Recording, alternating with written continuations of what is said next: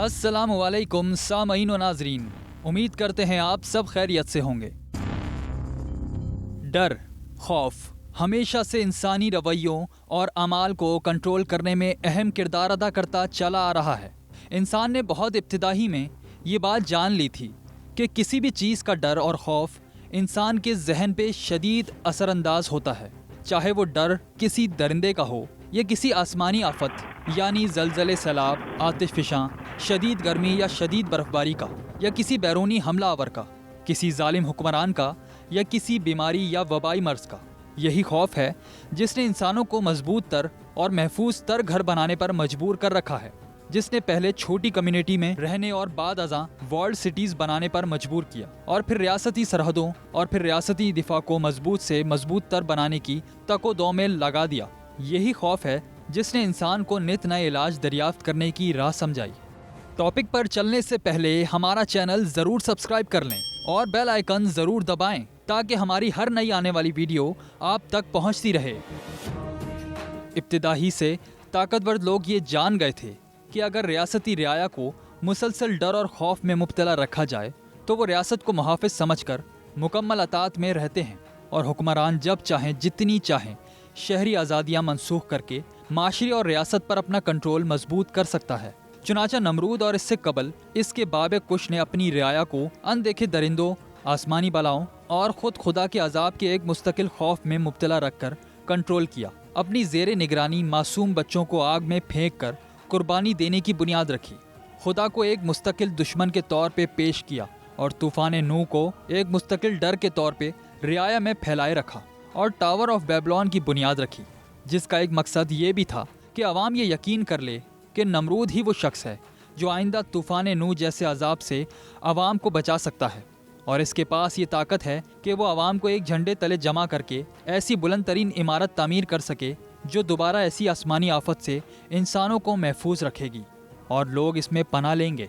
नमरूद वो पहला हुक्मरान था जिसने मुमलिकत में जालिम और सख्त तरीन माशरती कंट्रोल के निज़ाम की बुनियाद रखी ताकि अपनी हुकूमत को मजबूती बख्शा सके।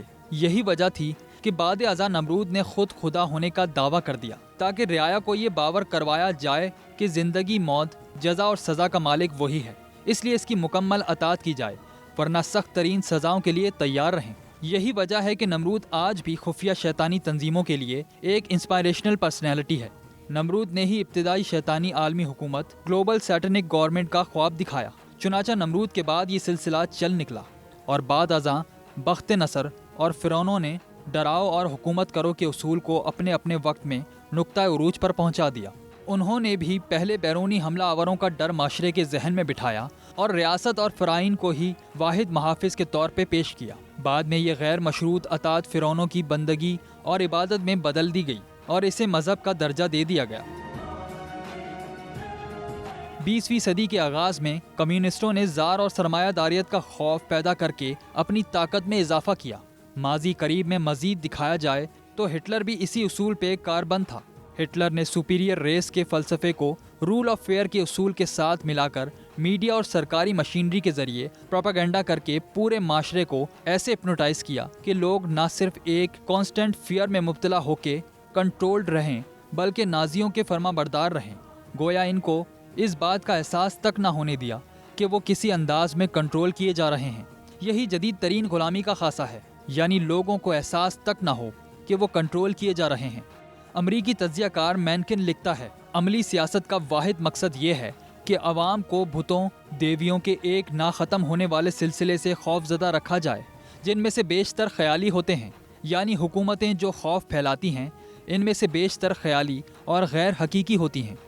इसी तरह अमेरिका के दूसरे सदर जॉन एडम्स, जो कि अमेरिकी आइन के खालिकों और अमेरिका के बानियों में से हैं, कहते हैं, fear is the foundation of most governments.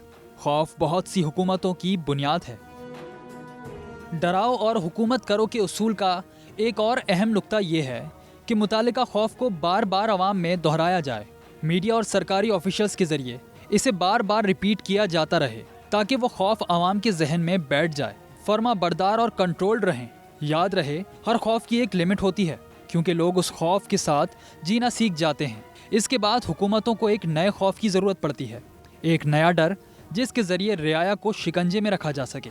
ایک نیا واقعہ وقوع پذیر کیا جاتا ہے یا بعض اوقات کسی قدرتی واقعے کا بھرپور فائدہ اٹھا کر اسے مستقل خوف کی علامت بنا کر اپنا ایجنڈا مکمل کرنے کے لیے استعمال کیا جاتا ہے۔ ڈراؤ اور حکومت کرو کا اصول شیطان کا اختیار کردہ ہے۔ قرآن پاک میں متعدد بار بتایا گیا ہے کہ شیطان انسان کو ڈر اور خوف میں مبتلا کرتا ہے اور پھر اسے اچھی زندگی یا سکون اور کامیابی کا لالچ دے کر اس سے ایسے کام کروا لیتا ہے جو اس کے حق میں بہتر نہیں ہوتے، اور جب انسان ایسے کام کر گزرتا ہے تو شیطان کہتا ہے میں نے تو صرف مشورہ دیا تھا، کام تو تم نے اپنی مرضی سے خود کیا۔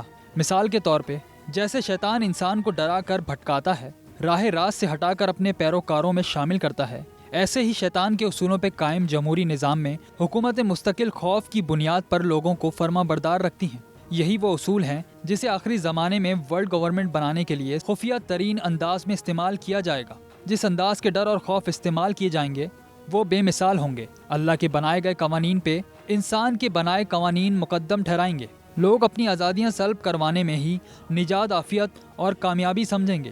نئے قوانین کو اور معاشرے کو چپس، ویکسینز، فیشیل ریکگنائزیشن سسٹم وغیرہ سے کنٹرول کرنے کو بچاؤ، حفاظت اور اجتماعی معاشرتی سکون کا آخری ذریعہ سمجھا اور بتایا جائے گا۔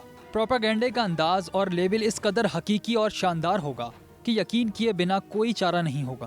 دجل اور فریب اس قدر بہترین انداز میں کیا جائے گا کہ حقیقت کا گمان ہوگا، لہٰذا لوگ بخوشی اپنی مذہبی، معاشی، معاشرتی اور سیاسی آزادیاں نام نہاد ریاست کے سپرد کرتے چلے جائیں گے۔